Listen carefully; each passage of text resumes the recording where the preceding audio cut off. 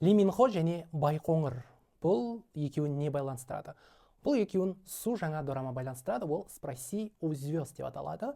Әзірге 2 бөлімі ғана жарыққа шықты, 2 бөлімде көрдім. Бұл жерде Ли Минхо турист, мынау ғарышқа аттанған турист болады. Одан кейін бас кейіпкер қыз, ол сол жерде командир. Бұның барлығы Байқоңырда басталады дорамада. Әрине олар Қазақстанға келген жоқ. Сол Байқоңырдан ұшып кетеді, ғарышқа аттанады. Сондықтан да бүкіл қазақстандық дорамшектерді бір жаулап алған, баурап алған, қызықтырған дорама болып тұр. Өйткені Қазақстан туралы ақыр айтылды дорамада деп. Оның үстіне Байқоңыр туралы. Сондықтан да әзірге 2 бөлімін көрдім, шыққан 2 бөлімін жаман емес, ұнады.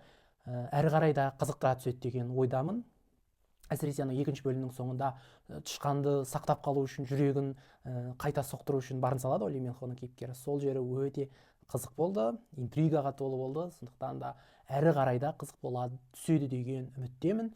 Дораманы көріп бастағандар бар ма? Ойларыңызбен бөлісе кетіңіздер.